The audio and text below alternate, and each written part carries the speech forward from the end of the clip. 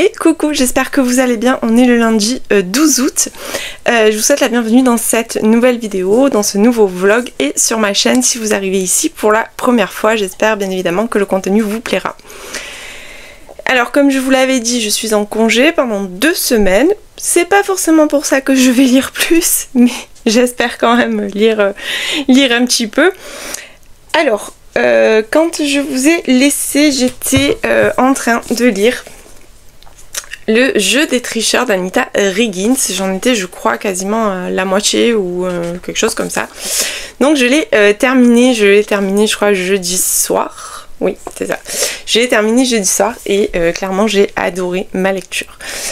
Donc on va suivre Belle et Priam. Donc en fait, Belle et Priam se sont connus quand ils étaient adolescents. En fait, Belle a une maman qui est militaire et a beaucoup déménagé et est arrivée à Boston. En fait, Priam et April sont ses voisins.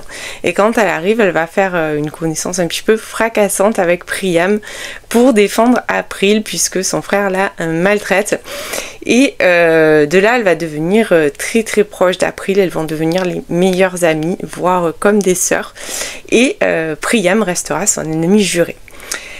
Lorsque Belle doit quitter en fait Boston, elle garde contact avec April, mais pas avec Priam bien évidemment.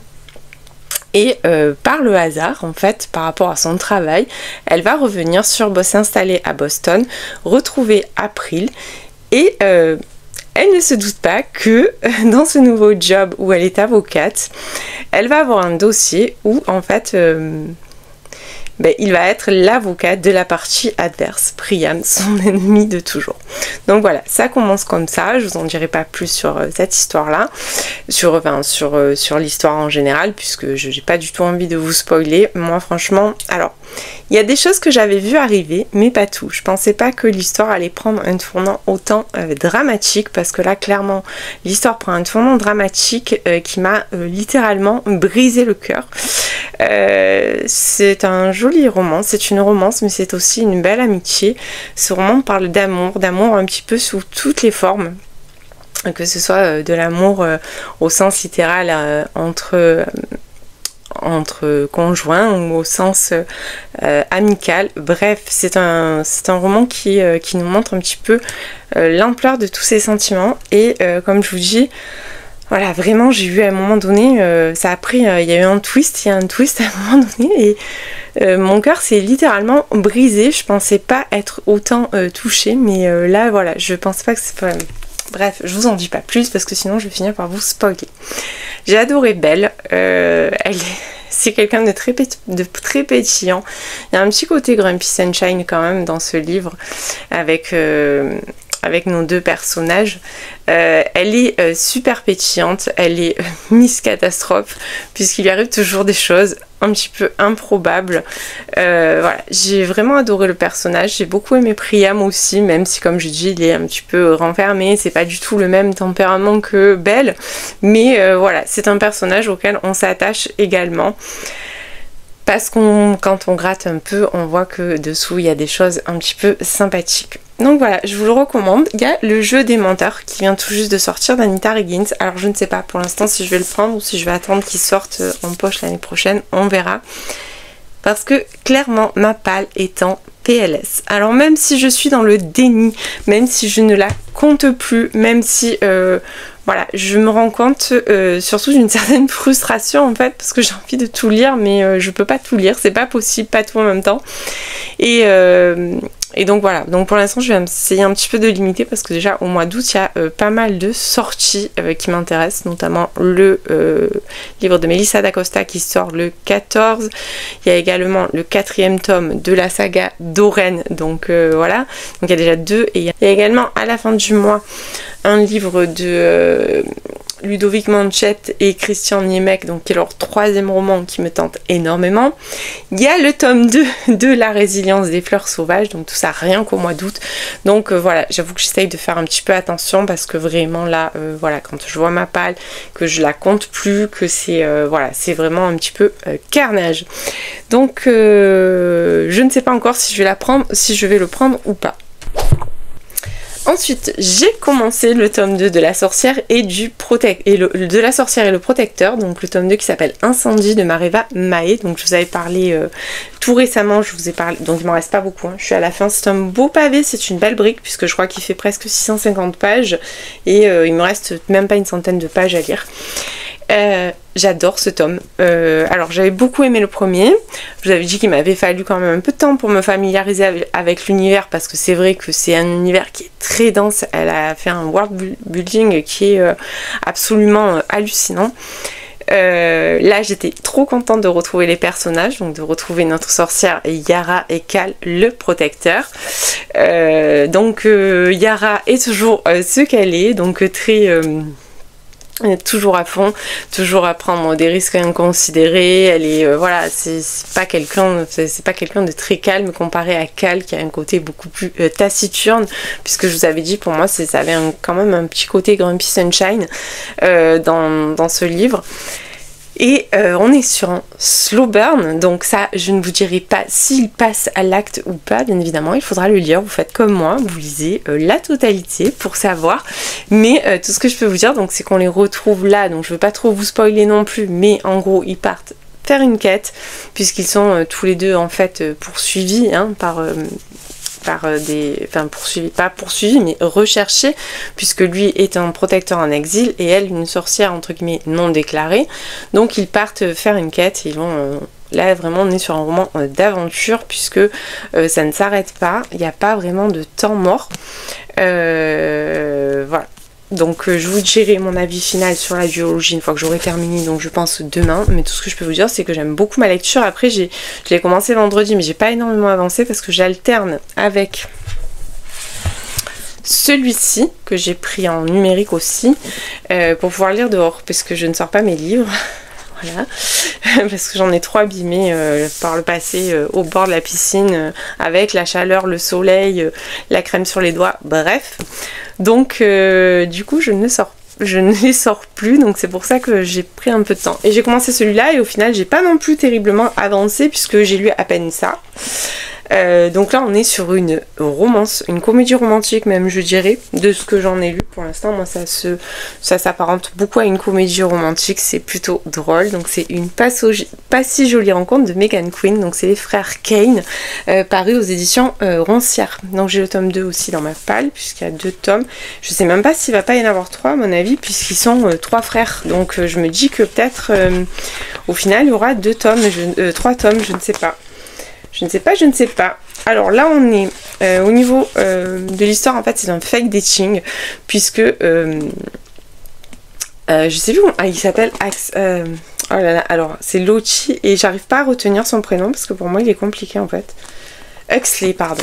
Donc Huxley en fait s'est mis dans la panade puisque pour négocier un contrat en fait il a dit, pour se rapprocher de la personne avec qui il doit négocier ce contrat, pour se rapprocher il a dit qu'il était fiancé, que sa fiancée était enceinte, sauf qu'il est ni fiancé et qu'elle est encore moins du coup enceinte. Donc il cherche forcément une fausse fiancée et Lochi vient de se faire virer par sa meilleure amie de son taf en fait, c'est un peu une affreuse mégère qu'il a virée et du coup elle se retrouve sans un sou, elle vit toujours chez ses parents à qui elle a dit qu'elle allait avoir une promotion et trouver un appartement. Bref, voilà, ils sont tous les deux dans une situation bizarre. Ils vont comme de par hasard se rencontrer et voilà. En fait, j'en sais pas plus, je peux pas vous en dire plus parce que je suis pas allée vraiment beaucoup plus loin dans ma lecture. Donc, je dois également commencer, oui, c'est un peu la débandade cette semaine.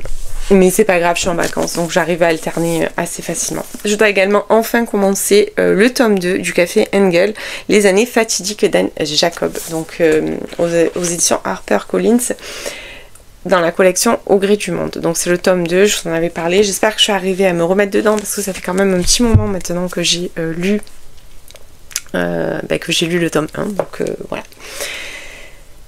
Donc ça sera tout pour mes lectures. De toute façon je pense que je vous reprendrai demain sûrement pour vous faire mon avis complet sur la duologie de Mareva Mae. Mais franchement foncez, elle est top cette duologie. Vraiment j'adore. Sinon je voulais aussi vous parler d'autre chose. Alors comme je suis en vacances, en fait j'ai prévu de faire du rangement dans mes bibliothèques, de faire un petit peu de tri. Alors pas que ce soit forcément très mal rangé, mais de temps en temps j'aime bien réorganiser. Alors je sais pas encore si je vais le mélanger au vlog ou si je vais faire une vidéo à part. Je sais pas, ça va dépendre des prises que j'arrive à faire, ça va dépendre du temps que je mets à faire ce tri là, parce que je pense que je vais l'étaler, hein. Je vais pas faire que ça, puisque les après-midi je préfère profiter de l'extérieur et du soleil que d'être renfermée. Mais voilà, je me suis dit que peut-être j'allais mettre des petits bouts cette semaine et des petits bouts la semaine dans le vlog de la semaine prochaine. Et là déjà je voulais vous faire un petit tour de ma bibliothèque. Je vais essayer de pas trop vous donner le mal de mer, mais en gros. Donc on a derrière moi, que vous voyez, donc j'ai une étagère cube qui est juste consacrée, en fait je n'ai mis que des livres de poche dedans, et ce jusqu'en bas, donc je vous montre pas plus parce qu'il y a la chaise, enfin il y a un peu de choses devant quand même.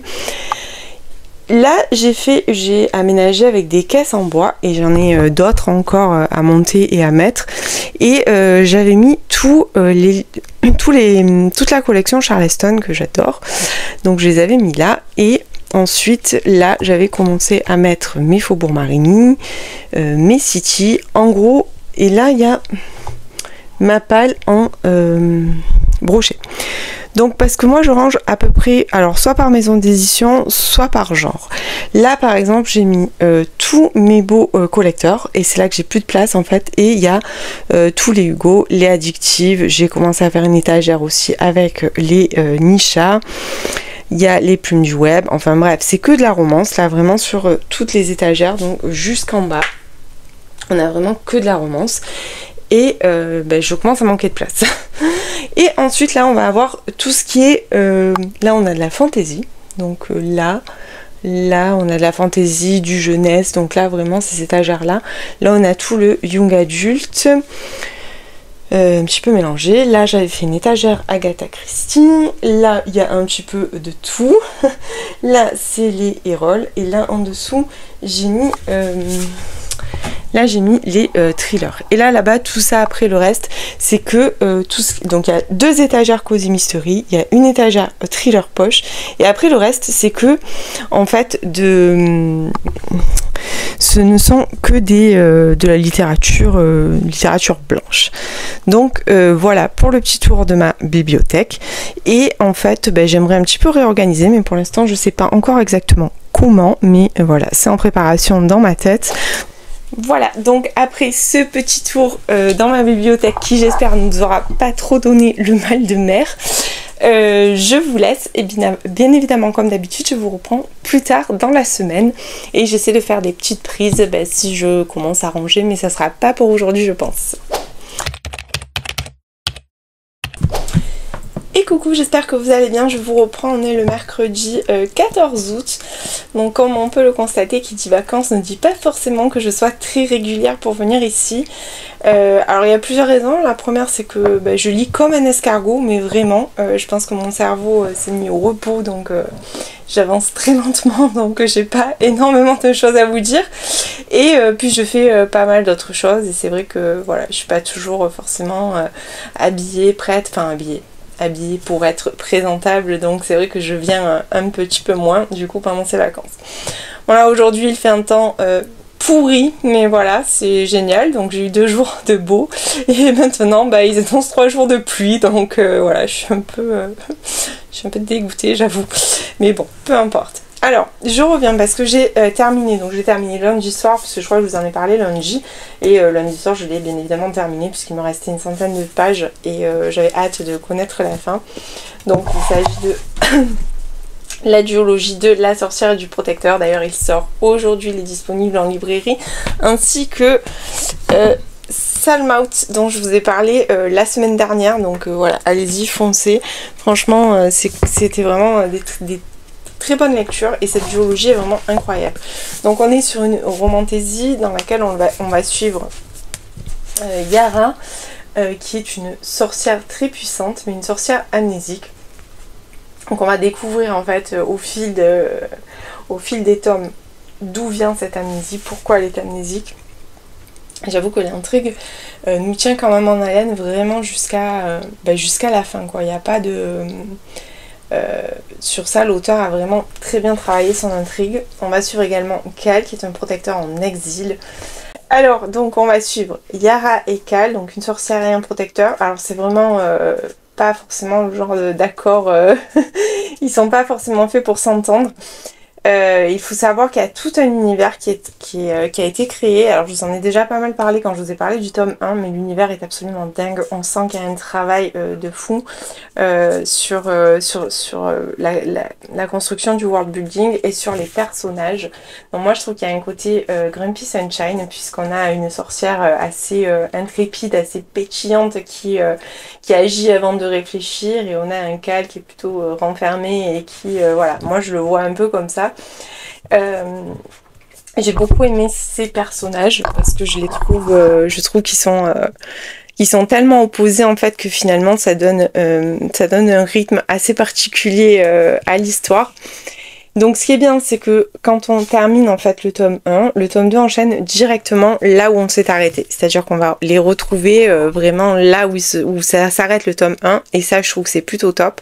Il n'y a pas de perte entre temps. Et là, le deuxième tome, alors j'avais adoré le premier, mais le deuxième est carrément un level au-dessus, parce que au niveau de l'intrigue, au niveau du rythme, c'est plus du tout la même chose. Autant le premier tome est un tome de mise en place, puisque comme je vous dis, l'univers est assez dense, donc on sent quand même à certains moments, il y a quand même quelques petites longueurs, même si ça m'a pas dérangé, parce que comme je vous disais, j'étais contente de découvrir l'univers. Mais par contre le tome 2, voilà, c'est tout, ça s'accélère, on va découvrir d'autres personnages, on va découvrir d'autres endroits, puisqu'ils partent un petit peu à l'aventure, enfin pas à l'aventure, mais il faut qu'ils règlent le problème qu'ils ont, et je veux pas bien évidemment vous spoiler, mais voilà, il faut qu'ils règlent un problème, donc ils partent tous les deux.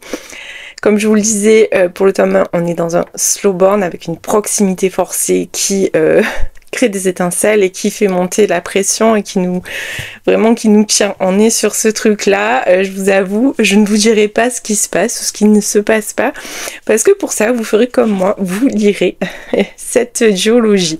Donc voilà, tout ce que je peux vous dire, c'est que allez-y, foncez, si vous aimez la romantaisie, je trouve que celle-ci est quand même vraiment très très bien construite. Après je suis pas une pro de la romantaisie, c'est ce que je vous dis à chaque fois, mais j'ai trouvé vraiment que c'était bien construit. J'ai beaucoup aimé l'univers, j'ai beaucoup aimé les personnages, et en plus de ça l'auteur est super sympa, on peut avoir pas mal d'échanges avec elle, et ça je trouve, comme je vous le dis à chaque fois, c'est cool en fait, parce que moi des fois j'aime bien échanger avec l'auteur, donner mes impressions, ou voilà, là c'était plutôt sympa de pouvoir discuter avec elle. Donc ils sont tous les deux disponibles en librairie. Celui-là est déjà sorti depuis le mois de juin et celui-là sort aujourd'hui. Donc franchement allez-y, foncez. C'est donc la première romantaisie qui est éditée chez Nisha, et franchement c'est une belle réussite. Alors sinon, côté lecture, je vous avais dit que je devais commencer Café Ingel, les années fatidiques d'Anne Jacob dans la collection Au gré du monde d'HarperCollins. Donc je le lis en lecture commune avec Petroni du Compte dans tous mes états. Donc vous savez, ma fournisseuse officielle de jolis marque-pages. Voilà, au cas où, si vous voulez aller faire un petit tour sur sa boutique, vous savez que vous avez toujours, dans la barre d'infos, en fait, vous avez toujours les liens. Donc je suis une piètre compagne de LC concernant ce tome-là. J'ai lu à peine 112 pages. Voilà, je n'ai pas repris depuis lundi. J'ai lu les 112 pages lundi soir, et depuis j'y suis pas retournée. Je vous avoue que j'ai un petit peu de mal à rentrer dedans, c'est assez lent, il se passe pas grand chose. Alors certes j'ai lu que on va dire 1/5 du livre, mais voilà, du coup ça me remotive pas forcément, donc je vais m'y remettre je pense ce soir, puisque il faut que j'avance, il faut que je lise, et en plus il faut que je partage mes impressions avec Petroni, donc voilà. Donc voilà, donc ça c'est pour une de mes lectures en cours. Je sais pas si vous vous rappelez, mais j'ai lu le tome 1. En plus j'ai lu le tome 1, donc le tome 1 c'était celui-là, mais je l'ai lu il y a pas mal de temps, puisque je l'avais lu au mois d'octobre. Et j'avais plutôt bien aimé le tome 1, que j'avais trouvé quand même assez lent, mais ça c'est Anne Jacob, hein, c'est un peu comme La Villa aux Étoffes, c'est un petit peu en dents de scie. J'avais bien aimé, donc j'avais très envie de découvrir le tome 2, mais je crois que je suis pas forcément dans le bon mood je suis pas forcément dans le bon mood en fait pour lire ça. J'ai envie de romance en ce moment, donc c'est vrai que c'est un peu compliqué de me remettre dans un roman un petit peu historique. Mais on va s'y remettre. Et sinon, je suis toujours... Ah oui, non, je lis comme un escargot. Bon, je suis presque à la fin là, il me reste 422 sur 550, il me reste 130 pages, donc il sera fini aujourd'hui, c'est sûr. Donc c'est une pas si jolie rencontre de Megan Quinn, et clairement, j'adore, chez Roncière. Donc c'est le premier tome sur les frères Kane. J'ai le 2 dans ma palle, et que je vais enchaîner d'ailleurs derrière avec Aurélie. Et le 3 sort bientôt. J'ai vu ça sur le site de la Maison Roncière, donc j'étais super contente. Donc là, on va suivre Lucci et Huxley, oui c'est ça. Donc en fait, je crois que je vous en avais déjà un petit peu parlé. Donc on est sur, au niveau des tropes, alors là vraiment on a la totale. On est sur de la proximité forcée, on est sur un fake dating, on est sur un grumpy sunshine quand même, parce que vraiment Huxley il est très grumpy. Et voilà. Par contre, je préviens, donc moi j'adore, honnêtement, c'est super drôle. Mais vraiment, quand je vous dis c'est super drôle, c'est super drôle. Vous savez, je suis pas forcément très facile à faire rire. C'est plus facile de me faire pleurer que de me faire rire. Mais là, vraiment, je rigole. Mais il y a des passages où je suis pliée en deux. Et c'est super cool, en fait, j'avais besoin d'une lecture un petit peu divertissante. Et franchement, c'est dommage que je sois à un rythme aussi lent, parce que je l'aurais terminé depuis longtemps sinon. Donc en fait on est sur un fake dating, puisque Lucci vient de se faire virer de son travail. Elle travaillait avec sa soi-disant meilleure amie, mais en fait c'est une relation très toxique qu'elles ont, et elle vient de se faire virer, et elle se met en quête de trouver un homme riche pour l'épouser. Bon voilà, mais en fait c'est drôle, dit comme ça paraît bizarre, mais en fait dans le livre non, ça paraît pas bizarre, parce que c'est vraiment fait avec beaucoup d'humour.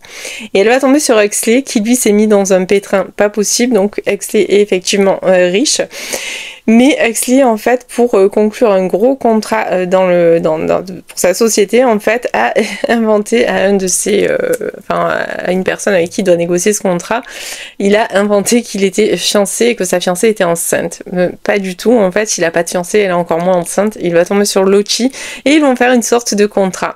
Lui va s'engager à certaines choses vis-à-vis d'elle, et elle va s'engager à se faire passer pour sa petite amie enceinte. Mais voilà, pour je sais pas, pour vous montrer un petit peu à quel point ça peut être drôle, ils vont à des cours d'accouchement sans douleur alors qu'elle est même pas enceinte. Il y a rien quoi. Mais voilà, franchement c'est vraiment très très drôle. Alors je ne sais pas du tout quelle va être la chute, parce que là je suis presque à la fin, hein. Mais voilà, je sais pas quelle va être la chute. On sent, voilà, la relation se met en place. On se rend compte de certaines choses, mais c'est plutôt bien amené, même si c'est très spicy. Voilà, je vous préviens, je vous le dis, il y a pas mal de scènes spicy, mais ça reste, moi je trouve que ça reste vraiment dans la lignée, c'est-à-dire on est vraiment pour moi sur une comédie romantique. Alors je sais pas si à un moment donné il va y avoir une chute, je sais pas du tout, mais tout ce que je peux vous dire, c'est que j'aime énormément, au point, comme je vous dis, qu'on a décidé d'enchaîner sur le deuxième frère Kane. Donc voilà, si vous cherchez une romance un peu drôle, et que vous n'êtes pas dérangé par les scènes spicy, parce qu'il y en a quand même quelques-unes, allez-y, foncez. Et par contre, le truc de chouette, il y a des illustrations dedans. D'ailleurs, en plus, mon marque-page est juste là, parce que je me suis arrêtée là. Voilà, il y a plein d'illustrations. Alors, il n'y en a pas... bon, il n'y en a pas non plus énormément, mais il y en a quand même quelques-unes, et je trouve ça plutôt sympa, en fait, ces illustrations. Il y a beaucoup d'échanges de textos aussi. Enfin, bref, franchement, je passe un super bon moment, et j'ai hâte de découvrir la suite, j'espère... Enfin, la fin. J'espère que la fin ne va pas me décevoir, mais bon, je pense pas. Donc ça, c'était pour mes lectures en cours. Je suis allée en librairie ce matin parce que je vous avais dit, je crois, je crois que je vous l'avais dit en début de vlog, il y a le dernier Melissa d'Acosta qui est sorti, qui est Tenir debout. C'est un beau pavé, écrit bien petit, hein, je crois qu'il y a bien 600 pages. Voilà, on est quand même sur un beau pavé à la Melissa d'Acosta. Donc c'est Tenir debout aux éditions Albin Michel. Alors, je vous lirai pas la 4e de couverture. Bon, d'abord, il n'y a pas grand-chose. Et puis, en plus, je suis franche avec vous, je l'ai déjà beaucoup trop vu passer.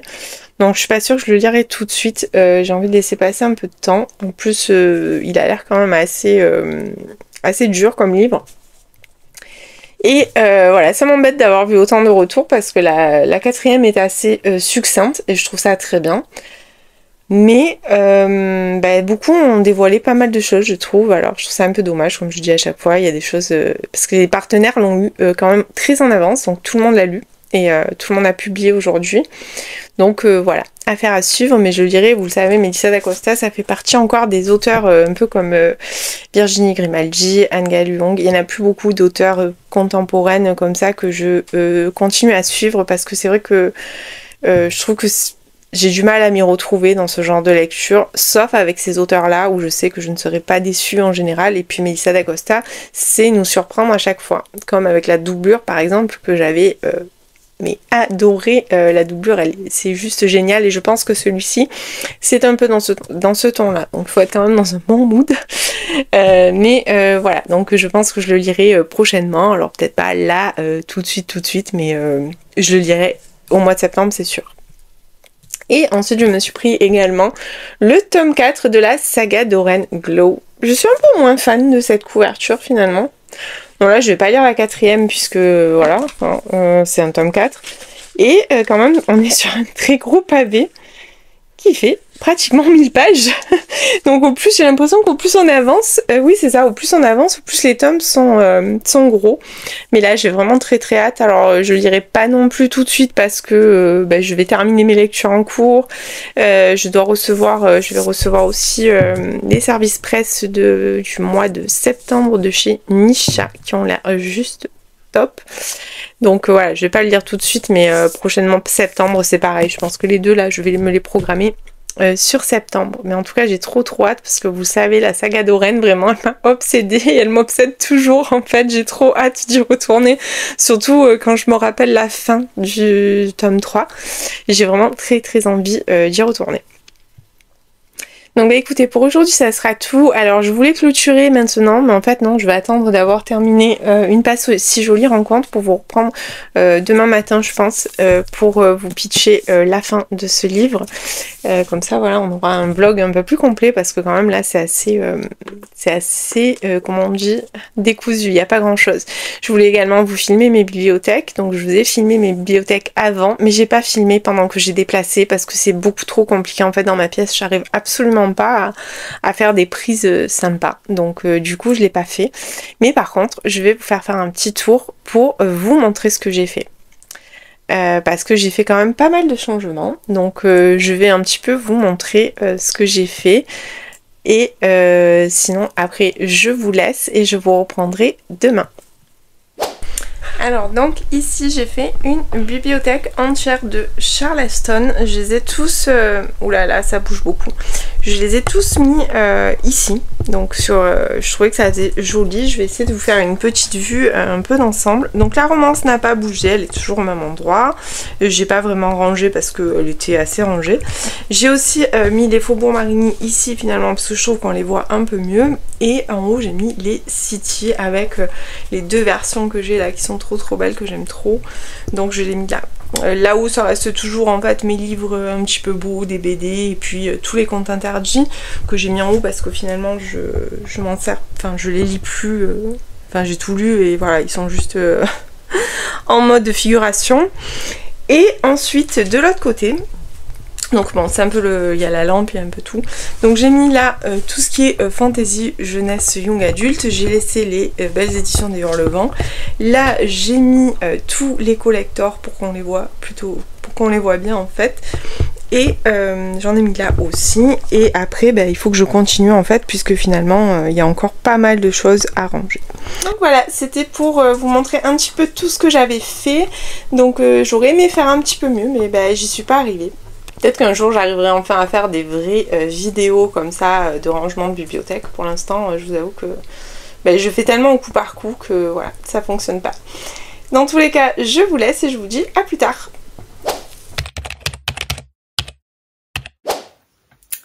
Et coucou, j'espère que vous allez bien. On est le jeudi 15 août. Donc comme prévu, je vous reprends pour clôturer ce vlog étant donné que hier j'ai terminé une pas si jolie rencontre. Alors je vais pas trop revenir dessus, mais de manière globale j'ai adoré cette lecture.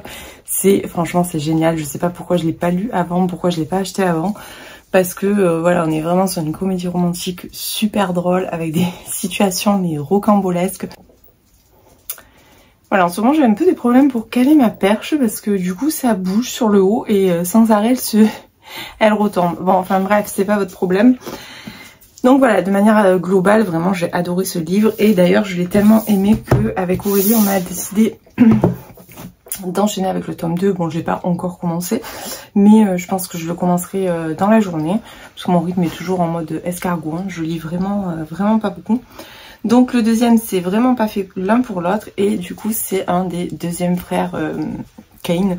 Donc ça va être sur JP et sur la sœur de Lucci. Voilà, donc ça promet aussi, je pense, un livre assez drôle. Je pense que c'est vraiment la patte de l'auteur de nous faire rire. Alors même si, comme je vous disais, il y a des scènes spicy, il y a surtout beaucoup de scènes très rocambolesques, très drôles. Je dois dire que voilà, après il n'y a pas forcément de thématiques voilà, comme on peut des fois rencontrer dans certains livres sur le deuil ou ça. Non, ça reste léger, ça reste vraiment de la lecture divertissante comme je les aime. C'est sexy, c'est plein de tension, c'est drôle, c'est divertissant. Les personnages, j'ai adhéré direct parce que voilà, ils m'ont fait rire, voilà, c'est rafraîchissant, je dirais, comme lecture. Donc voilà, c'est vraiment, franchement, c'est vraiment très sympa comme lecture. Donc j'ai hâte de découvrir la suite et comme je vous disais, en plus j'ai appris que le troisième tome sortait prochainement. Donc ça c'est super parce qu'on découvrira du coup le dernier frère Kane. Donc vous savez que je vais entamer celui-ci, je vous en parlerai sûrement la semaine prochaine. J'espère que d'ici là je l'aurai fini quand même. Et sinon, bah, j'ai désespérément essayé de me remettre dans le tome 2 de Café Ngel. Les années fatidiques, mais clairement je suis pas du tout dedans, j'arrive pas à rentrer dedans, il se passe rien, c'est plat et pour l'instant je vais l'abandonner. Alors c'est peut-être pas un abandon définitif, peut-être que j'y reviendrai dans quelques temps, mais là vraiment j'y arrive pas. Voilà, j'arrive pas parce que j'ai l'impression de lire toujours la même chose en fait, il n'y a pas d'évolution. Il n'y a pas vraiment d'évolution par rapport au tome 1, finalement il se passe pas vraiment grand chose de plus et ça me fait un petit peu le même effet que ce que ça m'avait fait quand j'avais démarré en fait le tome 2 de La Villa aux Étoffes où je trouvais ça vraiment très plat. Donc voilà, pour l'instant mis de côté et on verra plus tard.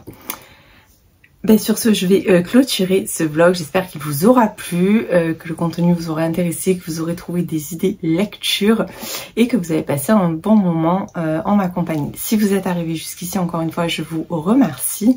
Et ben, je vous invite à mettre un petit nuage puisque c'est le mood du jour. Donc voilà, j'espère que les nuages vont vite partir. Mais voilà, si vous êtes arrivé jusque là, je vous invite à mettre un petit nuage.